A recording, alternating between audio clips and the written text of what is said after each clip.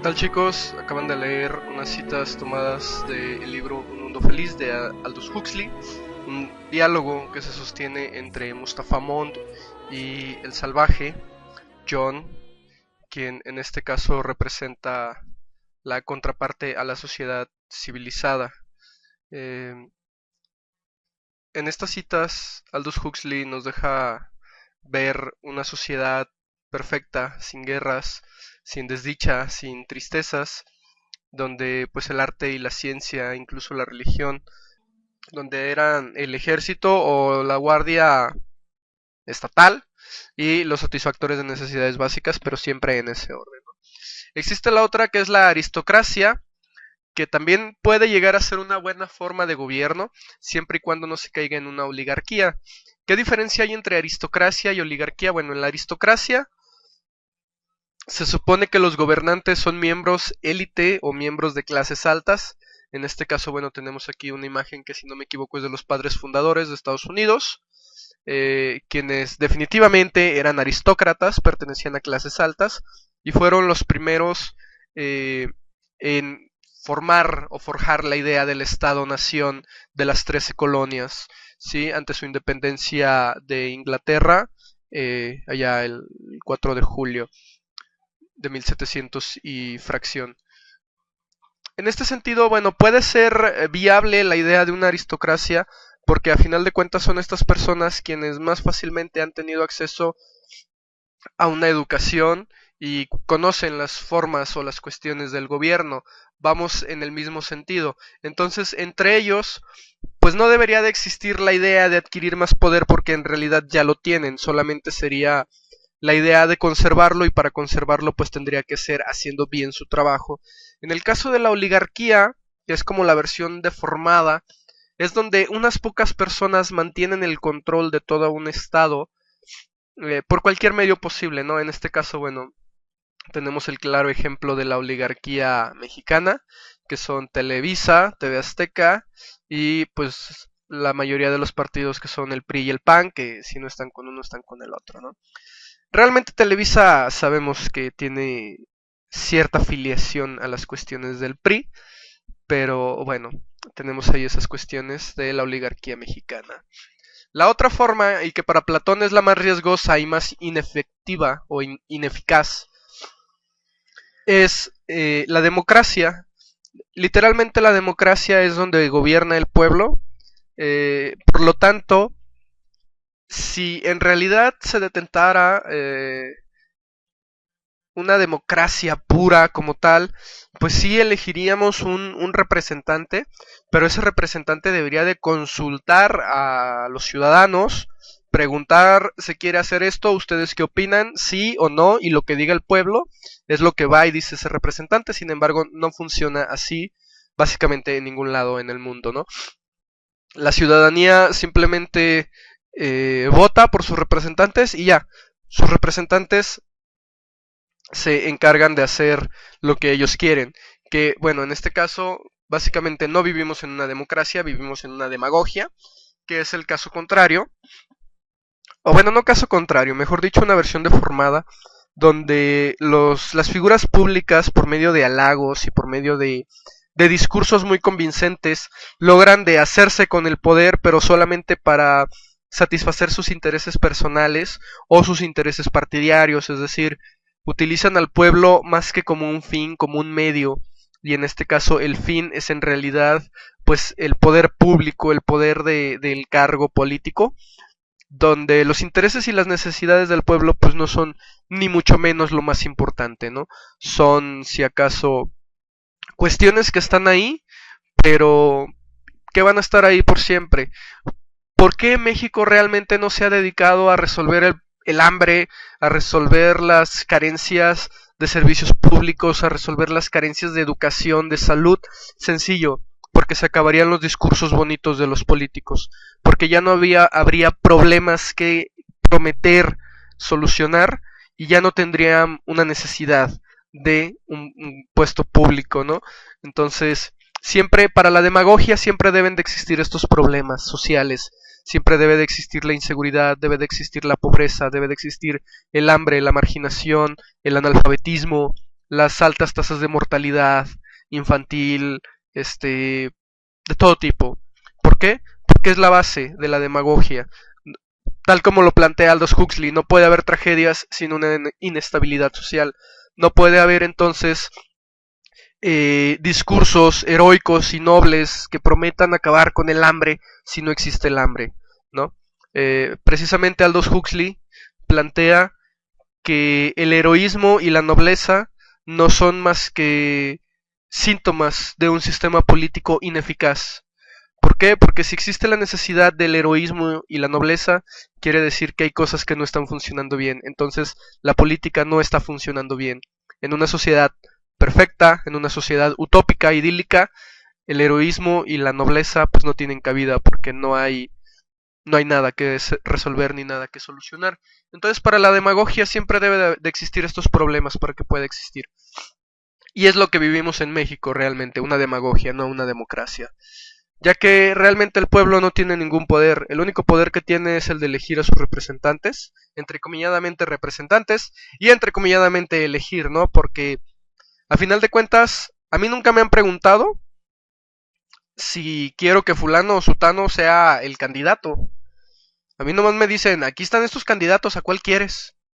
Y si yo digo, pues no, no quiero a ninguno, no es que tienes que votar por uno, ¿sí? Pero ¿qué pasaría cuando, o espero el día realmente cuando llegue la oportunidad de que todo el pueblo mexicano diga, pues no, no quiero a ninguno de esos? Es entonces cuando todo el pueblo diga entonces, no, no quiero a ninguno de esos candidatos, quiero proponer yo a los míos, en ese momento vamos a vivir una verdadera democracia. Mientras tanto, pues seguimos en una hermosa demagogia, ¿no? Que solamente le da el poder a unas cuantas familias. Disculpen. En el siglo XVII, Thomas Hobbes plantea, sobre todo en el libro de El Leviatán, disculpen, la gripa todavía anda haciendo sus estragos. En el siglo XVII, Thomas Hobbes, en su libro de El Leviatán, la serpiente del conocimiento, esta mítica figura en forma de serpiente, que es como la sabiduría absoluta, plantea que el ser humano es por naturaleza violento y autodestructivo, cosa que realmente concuerdo con él por todas las claras evidencias que nos ha dado la historia, ¿no? Entonces, él propone que la única y eficaz forma de hacer contrapeso a esta naturaleza violenta y autodestructiva, pues es crear un estado fuerte y riguroso que mantenga controlados nuestros instintos de autodepredación, tal como lo plantea en su frase "el hombre es un lobo para el hombre". Así que él propone que, de hecho, el estado totalitario es como la idea ideal para crear una sociedad armónica.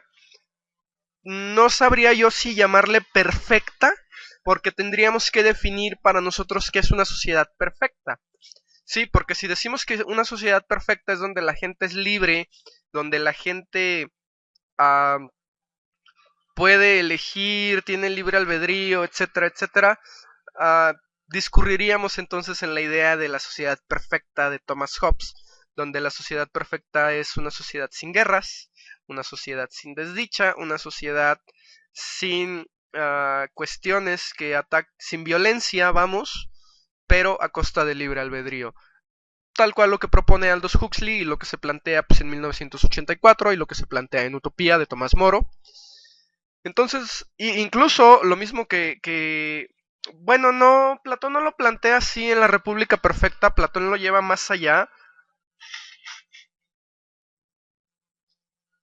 Disculpen. Platón lo lleva más allá de un estado totalitario, Platón lo lleva a la conciencia plena de cada individuo, de que es una célula de un organismo mayor y que para que funcione bien ese organismo deben de funcionar bien las células. Entonces, digamos que ahí la conciencia parte desde el yo, mientras que para Thomas Hobbes, bueno, la idea es esta, crear un estado fuerte y riguroso que controle la naturaleza autodestructiva del ser humano, y en su contrato social él plantea que una vez firmado este contrato es irrevocable, es inapelable, es decir, una vez que la sociedad acepta esta forma de estado, la sociedad ya no puede volver atrás, es irrevocable, es inapelable, eh, y se me fue la idea, permítanme. No, lo olvidé.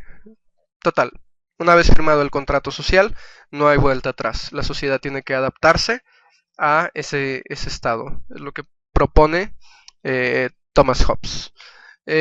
A finales del mismo siglo XVII llega John Locke con una idea un poco contraria. Él propone que el ser humano tiene derechos naturales por el mero hecho de ser una creación de Dios. Sí, los derechos naturales son aquellos que nos corresponden por el mero hecho de existir y de ser seres humanos, como el derecho a la vida, el derecho a la libertad y el derecho a la vivienda. Entre ellos yo incluiría el derecho a la salud y el derecho a la alimentación y bueno, en este caso el derecho a una educación y a la familia. Son derechos naturales que nos corresponden por el mero hecho de ser seres humanos, pero también hay que como ganarlos, o también derecho a la propiedad privada, es lo que plantea John Locke, el derecho a la propiedad que me otorga mi trabajo como persona. Entonces, todo aquello que he conseguido por mi trabajo, pues nadie puede llegar y quitármelo, ¿no? Nadie puede llegar a pedirme el diezmo, nadie puede llegar a cobrarme impuestos, nadie debería de por qué llegar y quitarme lo que con mi trabajo gano. Con mi trabajo, que por cierto no me es remunerado completamente, según Carlos Marx, puesto que estoy generando plusvalía para el patrón, ¿no? Entonces, empezamos aquí a hilar todas estas cuestiones, donde vemos que el ser humano es explotado en muchos sentidos y que, bueno, muchos de sus derechos no son respetados por ninguna cuestión, ni por las cuestiones patronales, obreras, ni por las cuestiones de Estado-ciudadanía, y bueno, eso queda ya a criterio de ustedes, qué es lo que deseen pensar acerca de esto. Y bueno, por último, nada más lo que son derechos y obligaciones. Ambos son reglas, son normas.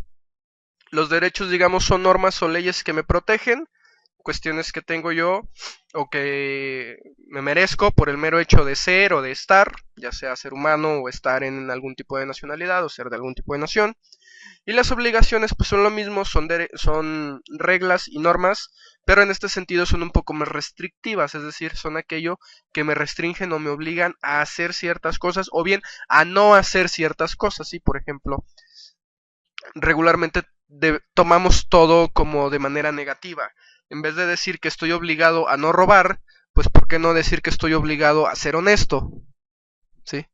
Regularmente las obligaciones o en este caso las cuestiones de los valores eh, nos son inculcadas en un lenguaje negativo.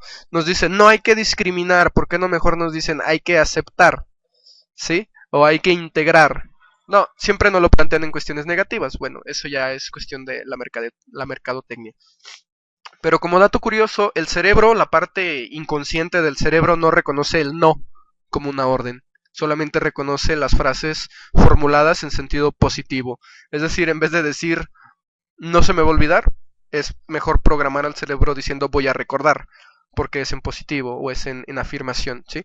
Entonces, para que estas campañas, como la que realizaron ustedes, en pro de la honestidad, de la aceptación, de la integración, del respeto, de la equidad, etcétera, en vez de decir no hagamos esto, lo ideal sería mejor decir hagamos esto, ¿sí? Bueno, seguimos aquí hilando temas uno con otro para que vean cómo todo el conocimiento es un gran tejido que se une y que pues en realidad no vemos conocimientos aislados, en realidad solamente vemos una realidad fragmentada que cuando la unimos y la tejemos nuevamente pues entendemos gran parte de la totalidad de esas cosas, es decir, una vez que ustedes logran hilar la política, la historia, la economía, la historia, no la historia, la filosofía, la matemática, el español, etcétera, etcétera, todas estas grandes áreas del conocimiento se dan cuenta pues de que hablan de una sola cosa, ¿no? Que es la realidad en sí misma y que a final de cuentas pues eso es la filosofía, ¿no? Es tratar de explicar y de argumentar la realidad desde un punto de vista autorreflexivo sobre nuestro cosmos circundante, sobre nuestra realidad objetiva. Eh, Esperemos que para el final del ciclo podamos ampliar un poquito más el concepto de filosofía. Y bueno, eso es todo de mi parte en este tema 13 de ¿Y aquí quién manda? Cuestiones del Estado, derechos y obligaciones, formas de gobierno. Espero haya sido de su agrado. Muchas gracias por su atención y nos vemos en clase.